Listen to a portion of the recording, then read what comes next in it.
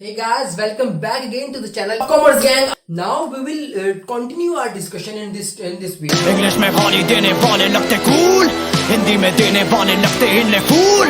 फूल से भरा देख मेरा पूल, तो मैं हो गया आगे प्रिंसिपल पर मैं हूँ पूरा स्कूल। जो हमारा इनकम मेथड चल रहा था वो हम देखते हैं हमने क्या किया था पहले लास्ट वीडियो में हमने डोमेस्टिक इनकम देखी थी। डोमेस्टिक इनकम क्या होती है? जब भी हम सम ऑफ फैक्टर पेमेंट कर लेते हैं, जो फैक्टर ओनर को फैक्टर पेमेंट मिलती है, that is wages, rent and royalty, interest and profit, इनको हम सम कर लेते हैं तो हमारे पास डोमेस्टिक इनकम निकल के आ जाती है। और ये भी देखा था कि वेजेस को हम कंपनसेशन ऑफ एम्प्लॉइज बोलते हैं और रेंट, इंटरेस्ट और प्रॉफिट को अगर हम ऐड कर देते हैं तो उसे ऑपरेटिंग सरप्लस बोला जाता है। और एक लास्ट कंपोनेंट जो मिक्स्ड इनकम वो आगे बताऊंगा मैं अभी, मगर सबसे पहले कंपनसेशन ऑफ एम्प्लॉइज के ऊपर आते हैं कि कंपनसेशन ऑफ एम्प्लॉइज क्या होता है। देखिए, what ever the employees is getting from the employer से जो भी एम्प्लॉय को मिल रहा है, अब एम्प्लॉयर और एम्प्लॉय तो आपको अच्छे से पता होगा। एम्प्लॉय कौन होता है? काम जो कर रहा है बंदा, जो काम करने वाला होता है। एम्प्लॉयर कौन होता है? जो काम देने वाला होता है, जो जिसके यहां कोई बंदा काम कर रहा है तो वो एम्प्लॉयर होता है। तो जब भी एम्प्लॉयर को कुछ भी मिल रहा है, वेदर इन कैश और इन काइंड, चाहे वो कैश में मिल रहा हो चाहे वो काइंड में मिल रहा हो, for future and present benefit, उसके अपने प्रेजेंट और फ्यूचर बेनिफिट के लिए जो भी मिल रही है उसको सैलरी वगैरह जिसे हम बोलते हैं, वो सारी कंपनसेशन ऑफ एम्प्लॉय कहलाता है। अब कंपनसेशन ऑफ एम्प्लॉय को जैसे कि देखा है कि कैश में भी मिलती है और काइंड में भी मिलती है, उसको फर्दर डिवाइड कर रखा है दो पार्ट में। एक तो वेजेस की फॉर्म में आ जाती है कि ये वेजेस की फॉर्म में मिलती है, और दूसरा मिलता है contribution of employer, contribution made by employer कर सकते हैं इसको, मेड बाय। अब एम्प्लॉयर भी कुछ कॉन्ट्रीब्यूशन करता है हमारी सैलरी में, वो सभी है कॉन्ट्रीब्यूशन मेड बाय एम्प्लॉयर। तो वेजेस जो होती है वो दो टाइप में मिलती है हमें, एक इन कैश मिलती है और दूसरी इन काइंड मिलती है हमें वेजेस। अब ये इन कैश और इन काइंड क्या होता है देखते हैं।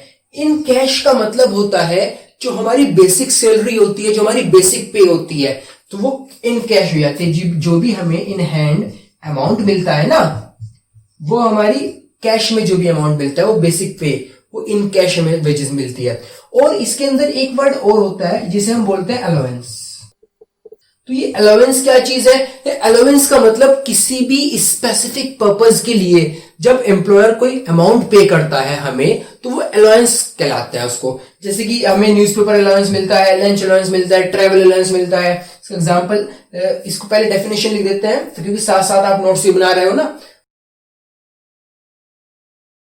किसी स्पेसिफिक पर्पस के लिए आपको अमाउंट पे किया जा रहा है। फॉर एग्जांपल ट्रैवल अलाउंस, जैसे कि ट्रैवल अलाउंस मिलता है हमें।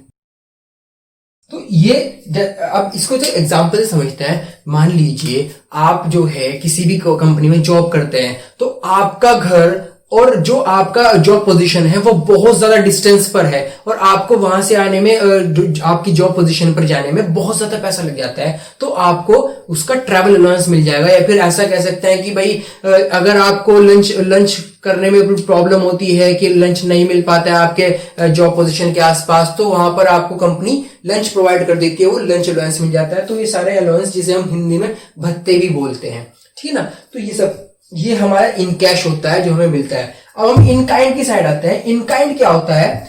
इन काइंड जैसे इसका नाम से पता लग रहा है दया टाइप, तो इसको हम परक्विसाइट भी बोलते हैं। परक्विसाइट लिख लेते हैं। देखिए, परक्विसाइट किसे कहते हैं? परक्विसाइट फॉर एग्जांपल एकोमोडेशन मिलती है, इंटरेस्ट फ्री लोन मिलता है, रेंट मिल जाता है हमें कभी कभी। देखिए एग्जांपल देता हूं, मान लीजिए आपकी जॉब लगती है, कोई बहुत अच्छी जॉब लग गई है, तो अब कंपनी आपको अपनी ही साइड से एकोमोडेशन दे रही है, रहने की जगह दे रही है, ठीक है।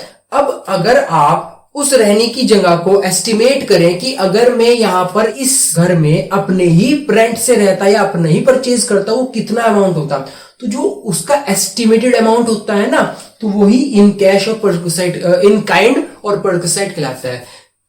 जैसे कि इंटरेस्ट फ्री लोन होता है। इंटरेस्ट फ्री लोन क्या होता है? अब किसी कंपनी में आप काम कर रहे हैं, उस कंपनी ने एक आपको ऑफर दिया है कि आप लोन ले सकते हैं किसी भी बैंक से, अब अगर आप लोन लेंगे तो उसके ऊपर आपको इंटरेस्ट पे करना पड़ेगा, मगर यहां पर ये कंपनी का बेनिफिट हो जाएगा। आपको इस कंपनी में काम करने का बेनिफिट ये मिलेगा कि आपको इंटरेस्ट फ्री लोन देना पड़ेगा, सिर्फ आपको प्रिंसिपल अमाउंट ही वापस करना पड़ेगा, आप जो है इंटरेस्ट नहीं देंगे। तो ये आपको बेनिफिट दे रही है कंपनी, तो वो होता है वेजेस इन काइंड, ठीक है ना, ये परक्विसाइट भी बोलते हैं इसको। तो होपफुली ये दोनों तो क्लियर है। अब हम आते हैं नेक्स्ट टॉपिक की तरफ, नेक्स्ट कंपोनेंट की तरफ, जो है कंट्रीब्यूशन मेड बाय एम्प्लॉयर्स।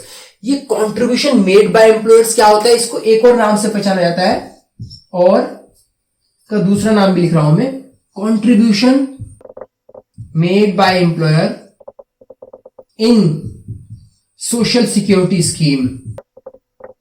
ये बड़ी ध्यान से समझने वाली बात है। देखिए contribution of employer by employer होता क्या है, तो ये थोड़ा ध्यान लगाइएगा इस बार यहां पर कि कंट्रीब्यूशन ऑफ एम्प्लॉयर मतलब, मान इसको एग्जांपल से समझते हैं। मान लीजिए दो बंदे हैं, एक मिस्टर ए है और एक मिस्टर बी है, या तो आप इसको ए को अपने आप को मान लो, बी को अपने आप को मान लो। अब क्योंकि जब हम अपने आप को मानते हैं, अपनी आप बीती पर ज्यादा अच्छे से समझ में आता है। तो दो बंदे हैं हमारे सामने, एक ए और एक बी। तो एक ये जो ए है वो तो है एम्प्लॉई, काम कर रहा है वो बंदा किसी के यहां पर, और ये बी है ना, ये है एम्प्लॉयर, ठीक है। ये काम करने वाला है, ये काम देने वाला है, बी बंदा काम देने वाला है। अब ए बंदा जाता है बी के पास और ये बोलता है कि भाई मैं आपके यहां पर पिछले 10 साल से काम कर रहा हूं और आने वाले पूरे टाइम में भी आपके यहां वर्क करता रहूंगा। ये आशा करता हूं कि मैं आपके यहां वर्क करता रहूं, लेकिन मुझे रिटायरमेंट भी होगी मेरी, मैं 60 इयर्स का भी हो जाऊंगा। उसके बाद मुझे मिलेगा क्या? कुछ भी नहीं। और फिर मेरा फ्यूचर कैसे सिक्योर होगा कि 60 साल के बाद ना तो मैं कुछ काम कर पाऊंगा, तो मैं कहां से खा पाऊंगा और कहां से पी पाऊंगा। तो बी बोलता है उसके लिए कि आप मुझे अपनी सैलरी में से 10,000 रुपीज डिडक्ट कराइए और उस 10,000 रुपीज को मैं अपने पास डिपॉजिट करूंगा, और वो जब आप रिटायर हो जाएंगे उसके बाद मैं उसको आपको पे कर दूंगा। तो ए बोला कि भाई इतनी अकल तो मुझ में भी है, ये तो मैं भी कर सकता हूं इजीली, ये तो कोई इस बात का सॉल्यूशन नहीं हुआ है। तो बी बोलेगा कि नहीं, इतनी अकल आप में नहीं है, आप इतने अकलमंद नहीं है कि आप ये कर सकते हैं। आपको करना क्या है, जितनी भी आपकी सैलरी है, फॉर एग्जांपल उसकी सैलरी 1 लाख रुपए है, 1 लाख रुपीज, आपकी जितनी भी सैलरी है, बी ने बोला, एम्प्लॉयर ने बोला कि आपकी जितनी भी सैलरी है उसमें से आप मुझे 10,000 रुपए डिडक्ट करा रहे हैं, और हर महीने 10,000 उसमें मैं मिलाऊंगा, और जब 10,000 रुपए मैं मिलाऊंगा उसमें, तो वो ही आपके 20,000 रुपीज पर मंथ अब क्या हो रहे हैं, सेव हो रहे हैं। यहां पर 10,000 सेविंग नहीं हो रही है, 20,000 की सेविंग हो रही है। तो ए बोला, अरे वाह, ये तो बहुत अच्छा ऑफर है, ये तो अकल मुझ में नहीं है भाई, ये कहां से आई है। तो ये जो होता है, जो एम्प्लॉयर दे रहा है इस टाइम, इसे बोलते हैं हम प्रोविडेंट फंड। प्रोविडेंट फंड, तो वही provident fund contribution made by employer होता है, जो एम्प्लॉयर अपनी साइड से क्या कर रहा है, वो कंट्रीब्यूशन कर रहा है आपकी सैलरी में। तो वही क्या हो जाएगा, वही contribution of employer made by, इस सोशल सिक्योरिटी स्कीम भी बोलते हैं इसको। चलिए देखते हैं इसको, एग्जाम्पल तो आपके समझ में आ जाएगा, आ गया होगा कि डिडक्ट कैसे हो रहा है। अच्छा, एग्जाम्पल अब आपको एक ऐसा लग रहा होगा कि आपकी जो सैलरी है यहां पर जो इन हैंड आ रही है वो 1 लाख आ रही है या फिर 1,10,000 आ रही है। तो आपकी सैलरी आपके हाथ में कितनी आ रही है, 90,000 आ रही है। मान लीजिए अब आपको अपनी सैलरी बताएंगे किसी को, तो 90,000 बताएंगे या 1,10,000 बताएंगे? आप बताएंगे 1,10,000, क्योंकि उसमें से इन हैंड आ रही है ना, इन हैंड सैलरी, वो तो है 90,000, और जो फ्यूचर के लिए, ये देखिए फ्यूचर बेनिफिट, फ्यूचर के लिए जो सेव हो रहा है आपके लिए, वो 20,000 इसके अंदर ऐड हो रहा है। तो इस वजह से आपकी सैलरी कितनी हो गई है, 1,10,000। ठीक है ना। तो ये आपका एग्जाम्पल है प्रोविडेंट फंड का। और इसमें कंट्रीब्यूशन मेड बाय एम्प्लॉयर में एक चीज और आती है, वो है पेंशन। और पेंशन आपको बताने की जरूरत नहीं है, पेंशन क्या होती है। पेंशन आप सभी को पता है, एक पर मंथ जब आप रिटायर हो जाते हो तो पर मंथ आपको कुछ अमाउंट मिलता है या फिर एक लमसम अमाउंट मिलता है, वही पेंशन कहलाता है रिटायरमेंट के बाद जो मिलता है। तो वो कंट्रीब्यूशन एम्प्लॉयर का होता है। अब ध्यान देने वाली बात, जब प्रोविडेंट फंड तो क्लियर हो गया होगा, अब बहुत ही ध्यान देने वाली बात बताऊंगा मैं आपको। ये इरेज कर रहा हूं, जल्दी से स्क्रीनशॉट लीजिए। यहां पर कंट्रीब्यूशन मेड बाय एम्प्लॉयर था, एक होता है एम्प्लॉयर, एम्प्लॉयर्स कंट्रीब्यूशन, एक होता है एम्प्लॉय, एम्प्लॉइज कंट्रीब्यूशन। तो दो वर्ड आएंगे आपके सामने।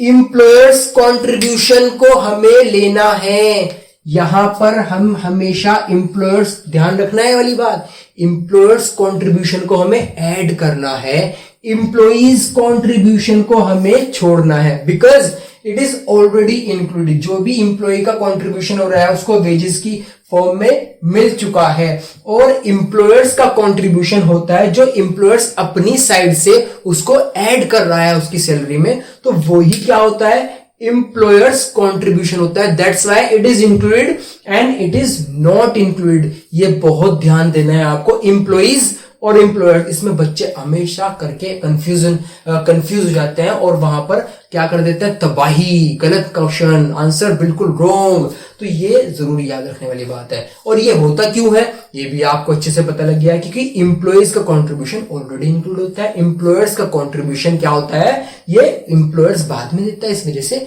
वही हमें ऐड करना पड़ता है। तो प्रोविडेंट फंड भी ऑफिली क्लियर हो गया होगा, आपके पेंशन भी क्लियर होगी। तो compensation of employees is clear to you now कि कंपनसेशन ऑफ एम्प्लॉइज में क्या क्या इंक्लूड कर सकते हैं, वो क्या नहीं करना है, ठीक है ना। अब हम नेक्स्ट वीडियो में देखेंगे ऑपरेटिंग सरप्लस क्या होता है। अगर वीडियो पसंद आए तो प्लीज लाइक कीजिएगा, शेयर कीजिएगा और चैनल को सब्सक्राइब जरूर करिए।